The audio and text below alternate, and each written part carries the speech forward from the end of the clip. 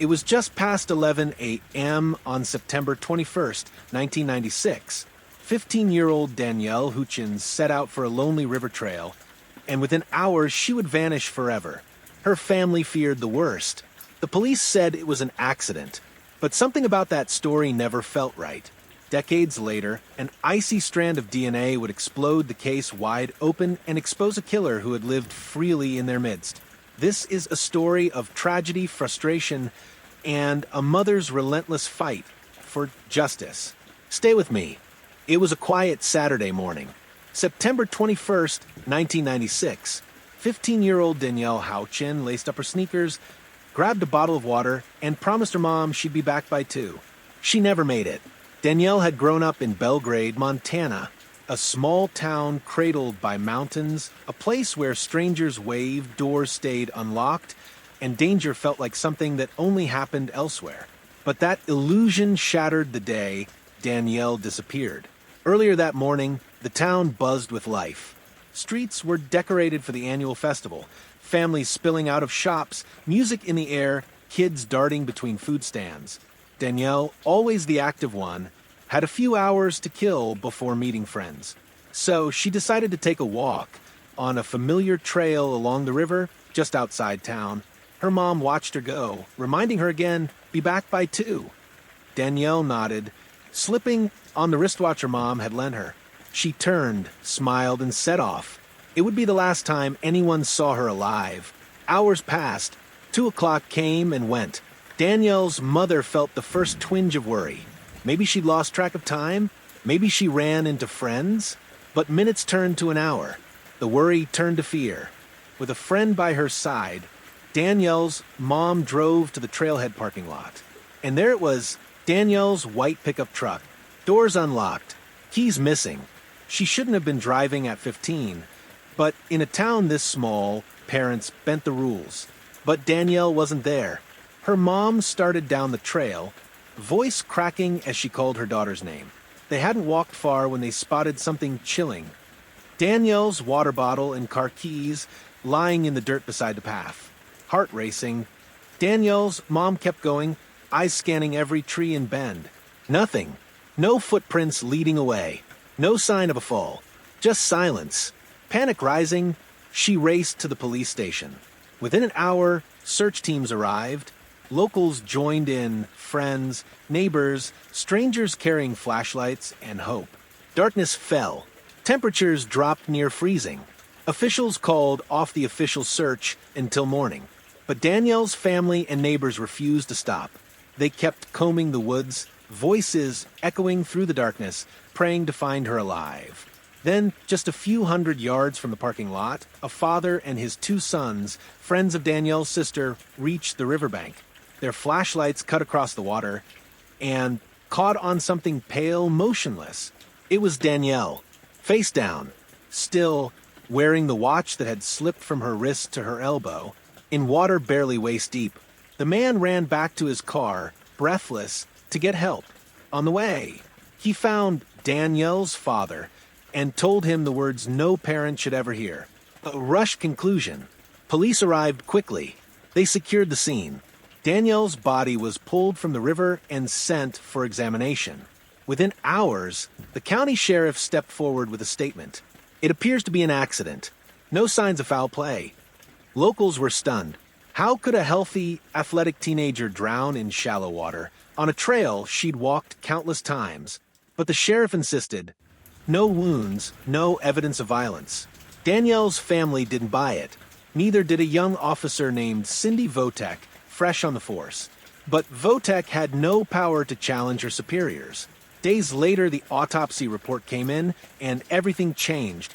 Danielle had bruises and scratches on her arms and torso. Defensive wounds. Signs she had fought back. Her underwear had been pulled down. Examiners found traces of sexual assault. Most damning of all, a biological sample from an unknown male.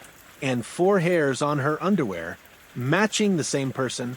They confirmed she drowned, but the evidence suggested she hadn't slipped or stumbled. Someone had forced her under. Yet, for reasons still debated today, the medical examiner listed the manner of death as undetermined. They couldn't say, on paper, that it was murder. And so the sheriff held his ground. Without proof of homicide, he refused to open a full investigation.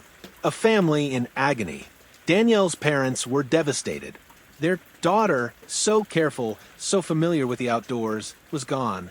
Worse, they were told almost nothing. For years, they didn't even know about the sexual assault. The sheriff's office kept details sealed, citing an ongoing investigation. But from where the family stood, there was no investigation at all.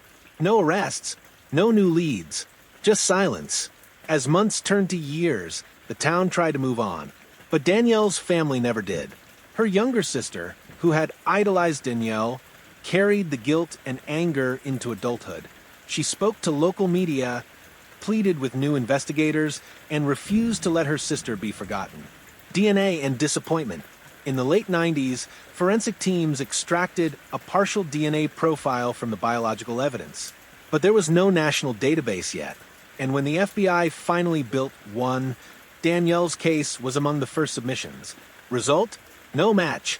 Detectives tried re-interviewing old suspects, locals who had been on the trail that day, tourists, even people from nearby towns, but without a full DNA profile, they couldn't compare. They couldn't confirm. Years slipped by. The trail went cold. The lost chance. Through it all, Danielle's family believed the real tragedy wasn't just that she was murdered.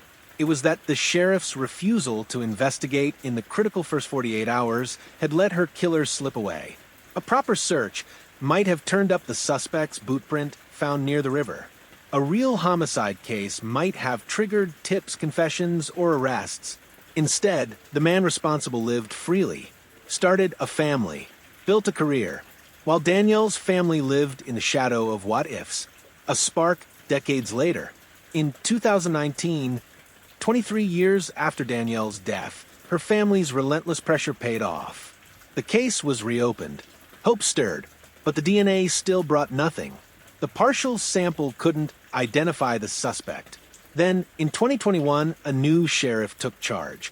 He joined the department just days before Danielle's murder, and the unsolved case had haunted him ever since. Now, with the authority to act, he brought in outside help. A private detective and a DNA expert. Together, they sent what remained of the DNA evidence to advanced labs in California. They waited. In 2023, 27 years after Danielle's death, the case was finally reclassified as homicide. And then, in early 2024, the lab called back with news. The breakthrough. They had done what older technology couldn't. Extracted a full DNA profile. It was enough to run against genealogy, databases, tools that had solved other decades-old mysteries. The profile was uploaded. Investigators braced for weeks, even months, of painstaking family tree analysis. Instead, something shocking happened. They got a direct match. The man who had left his DNA on Danielle's body had submitted his own sample to a genealogy database. Willingly. The name behind the DNA. His name was Paul Hutchinson, 55 years old. Married, 2 kids. Worked for Montana's Bureau of Land Management. In 1996, he'd been a 27-year-old student at the University of Montana, just 12 miles from where Danielle vanished. No criminal record, not even a parking ticket. Investigators were stunned. How had he avoided suspicion? Had he been questioned back then? Or had he simply slipped under the radar? It was time to confront him. On July 23, 2024, investigators drove to Hutchinson's workplace. A low, gray government building in Dillon, Montana. As they pulled into the lot, they spotted him, standing outside, chatting with coworkers. He seemed relaxed, unaware. 2 detectives approached, badges flashing. "Paul, we'd like you to come down to the station, just to answer some questions." At that moment, something shifted. His face went pale. Shoulders stiffened. A bead of sweat traced down his temple. Still, he nodded. "Okay." Inside the interrogation room, the walls felt tight. The hum of fluorescent lights filled the silence. Detectives started broad. Other cases. Other victims. Paul answered calmly. His voice steady, almost bored. Then they placed a photo on the table. Danielle, 15 years old, brown hair, bright eyes frozen in time. Paul's composure cracked. His breathing turned shallow. He scratched at his neck, wiped sweat from his brow. His gaze darted from the photo to the detectives and back again. He shifted in his chair, almost knocking it over. Tried to stand, stumbled against the table. "Paul," one detective said softly, "do you know her?" Silence. Then a whisper, "No." But his body betrayed him. His hands trembled. His jaw clenched. Detectives pressed harder.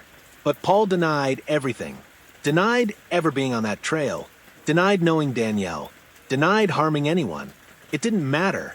They had come for one thing, his DNA. Calmly, methodically, they swabbed the inside of his cheek. "Thank you, Paul. You're free to go." Paul left the station, shoulders hunched. The door closed behind him. Inside, detectives exchanged a look. They didn't say it out loud, but they all thought the same thing. That was the reaction of a guilty man. A family holds its breath. News traveled fast. That evening, detectives called Danielle's sister. Her hand shook as she answered. They told her, "We've identified the man who killed your sister. His DNA is a perfect match to what was found on her underwear. We're just waiting for final confirmation." For nearly 28 years, she had dreamed of this moment. The man who had haunted her family, who had stolen Danielle's future, finally had a name. A face. She cried. Relief, anger, grief, all tangled together. But even as the call ended, she knew this wasn't over. They would still need to arrest him, prove the case in court, face the man who had changed everything. That night, she lay awake, imagining what justice would look like. The unexpected twist. The next morning, detectives prepared to receive the lab results. They expected confirmation, an arrest, finally, a step toward closure. But instead, the phone rang with different news. Paul Hutchinson had called 911 early that morning. His voice calm, almost resigned. "I need help," he said. He gave them his location, a remote road outside Dillon. Then hung up. When officers arrived, they found his car parked along the gravel shoulder. Inside, Paul sat slumped behind the wheel. A gun lay beside him. A single wound ended his life. There was no note, no final confession, just silence. The man who had evaded justice for decades had chosen to escape it forever. Shockwaves. For Danielle's family, the news hit like a second death. For so many years, they had pictured this man behind bars. A trial, a guilty verdict, a life sentence. Now, there would be no trial, no chance to hear him speak, no opportunity to ask the questions that haunted them. Why? How? Danielle's sister, voice shaking, spoke to reporters later that day. "We waited nearly 3 decades to see him answer for what he did, and now he's gone. But at least we finally know who did this." Behind the camera, her mother wept quietly. The weight of almost 30 years crashed down all at once. A mask falls. News of Hutchinson's suicide stunned the small town of Dillon and everyone who had known him. To neighbors, Paul was a polite man who mowed his lawn every Sunday, a husband, a father of 2. At work, he was respected, friendly, never so much as a speeding ticket. His family learned the truth the same morning they learned of his death. One moment, he was their husband and father. The next, he was the man who had raped and murdered a teenager before they were even born. Police confirmed what investigators already suspected. Paul had acted alone. A crime of opportunity. He didn't know Danielle. They likely crossed paths by chance on that trail. In that moment, he chose violence. And then, to cover it up, he chose murder. For nearly 30 years, he lived freely, raised children, built a life, while Danielle never had the chance to graduate, fall in love, or follow her dream of becoming a bioengineer. Confirmation and confession without words. In August 2024, police held a press conference. The sheriff, who had reopened the case, stood before the cameras. His voice firm, hand steady. "We can confirm that the DNA found on Danielle Howchin's underwear matches Paul Hutchinson with 100% certainty." A hush settled over the reporters. He continued, "Though Hutchinson is now deceased, the evidence proves beyond any doubt that he was responsible for her death. Beside him, an investigator added, "It appears to have been a crime of opportunity. Danielle likely never knew her attacker." Danielle's family watched the broadcast at home. Her sister held her mother's hand so tightly it turned white. When the sheriff read Hutchinson's name, there was a moment of quiet. No celebration, just tears. Justice had come, but not the way they had hoped. What was lost? In the days that followed, the local paper published photos of Danielle as a child, smiling on a hiking trail, arms wrapped around her little sister.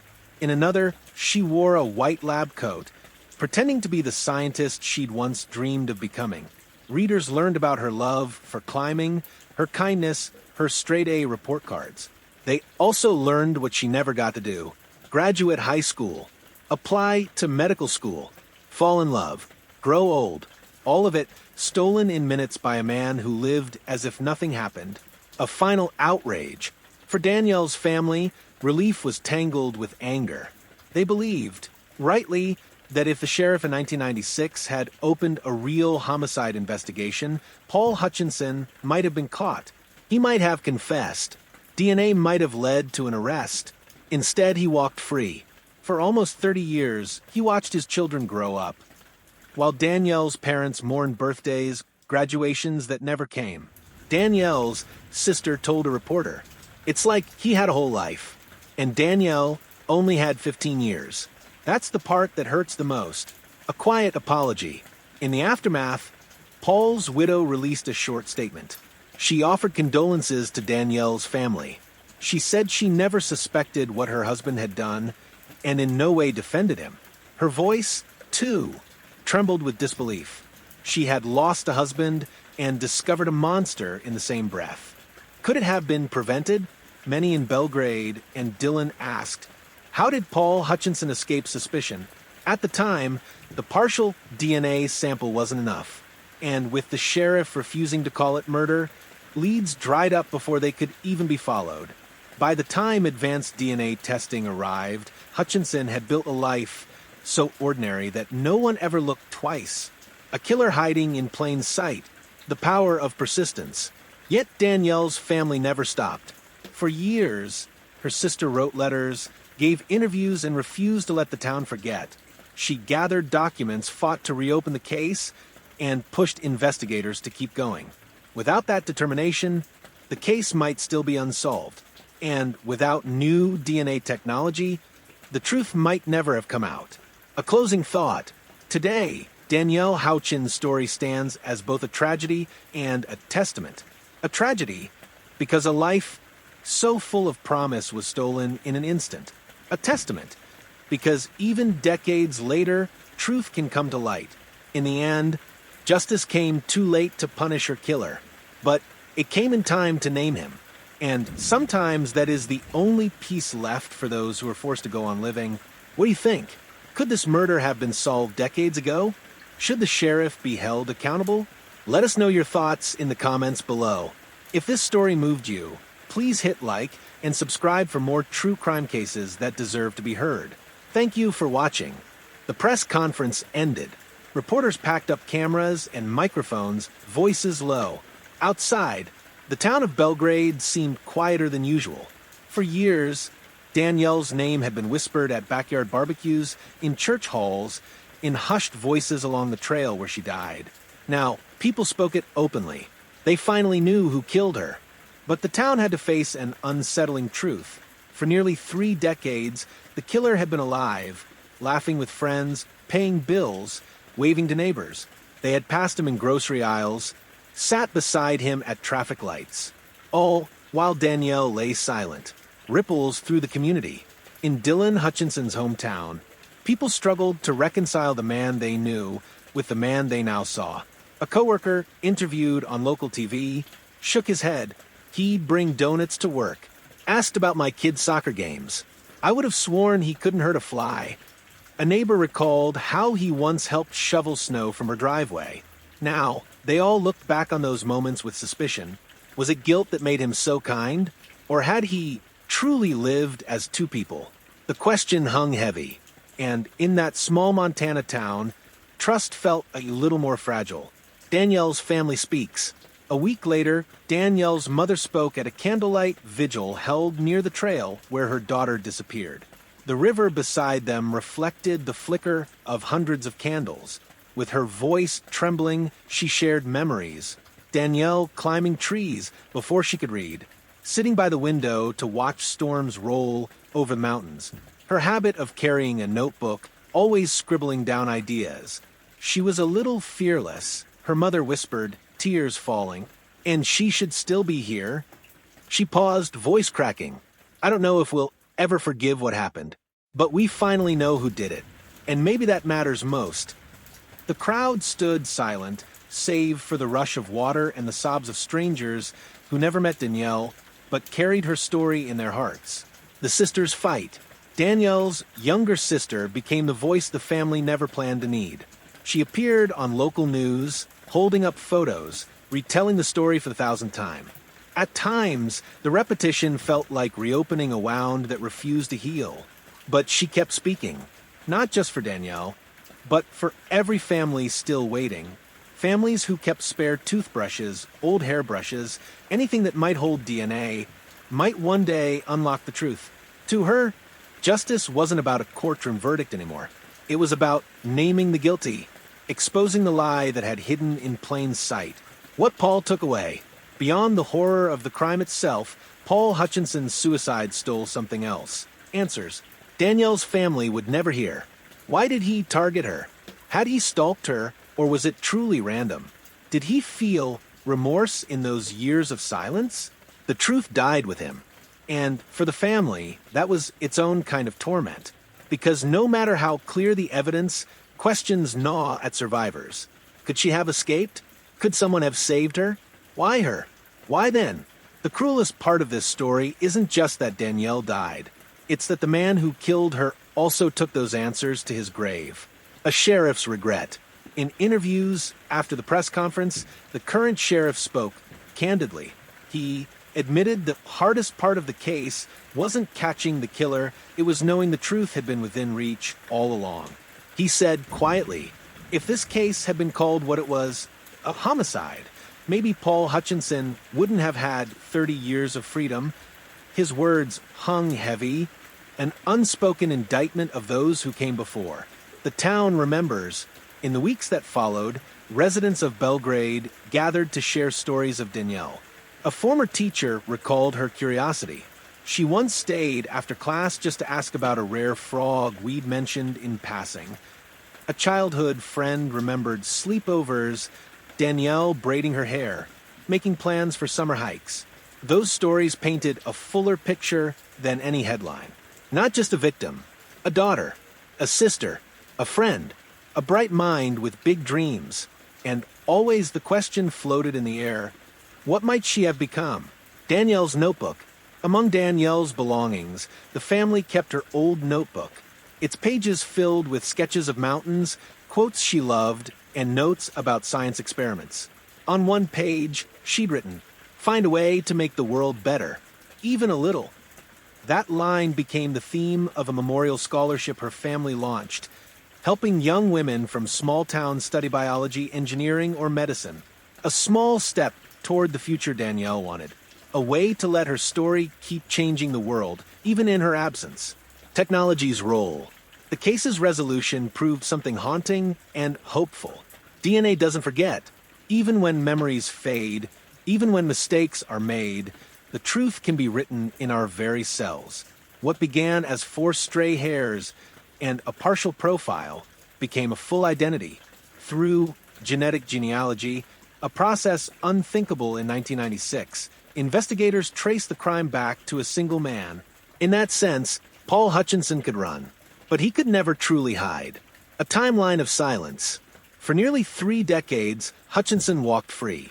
He married, raised 2 children, built a career, sat down to family dinners, slept under the same roof as the people who loved him, all while carrying a secret darker than most could imagine. Some wondered, did guilt wake him at night? Or did the passage of time convince him he had escaped forever? When detectives finally knocked on his door, his reaction, panic, sweat, trembling, suggested guilt had always lived just beneath the surface. And in the end, it swallowed him. A crime of opportunity. Investigators found no sign Hutchinson had known Danielle. He was 27, married, living in nearby Bozeman, studying biology. On that September day in 1996, he likely saw her alone on the trail. A chance encounter turned deadly. In minutes, he stole her life, and then returned to his own unchanged. That randomness is what haunts many in town still. Because if violence can happen without warning to anyone, then safety feels like an illusion. The family's final statement. In a letter shared with the press, Danielle's family wrote, "We cannot say we have closure, but we can say we have truth. Danielle deserved more, but at least the world now knows her killer's name. We are grateful to those who never gave up, even when it felt hopeless. We hope our story shows other families don't stop fighting. The truth can still find you." A grave and an empty chair. At Danielle's gravesite, her mother still brings flowers on birthdays. A photo from Danielle's last school dance rests against the headstone. Nearby, an empty chair, symbolic of the milestone she missed. High school graduation, college acceptance, wedding day, becoming an aunt. Those silent anniversaries hurt most. A story retold. True crime stories often end with a courtroom verdict. This one ends on a quiet Montana road, in a car, with a gun. But that ending isn't the whole story. Danielle's life mattered more than the man who took it. And though he escaped justice in court, he couldn't escape the truth. The lesson left behind.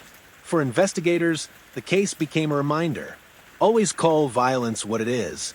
Always listen to doubt. And never let time become an excuse to stop asking questions. For families still waiting, it offered hope. Even decades later, DNA might speak. A voice that won't be silenced. Danielle's sister continues to tell her story, to schools, to journalists, to anyone who'll listen. She says, "If I stop talking, it's like letting him win twice. Danielle can't speak anymore. So I will." A final reflection. In the end, this isn't just the story of a murder. It's the story of what comes after. The fight to be believed, the weight of silence, and the stubborn hope that truth, once found, can bring some measure of peace. Danielle Howchin lived 15 years. For the next 28, her family lived for the day someone would say, "We know who did this." And though justice came late, it came. If Danielle's story moved you, please click like and share it so more people remember her name. What do you think? Could this have been solved earlier? Should officials face consequences? Let us know in the comments. And if you'd like to hear more stories that deserve to be told, subscribe to our channel. Thank you for watching.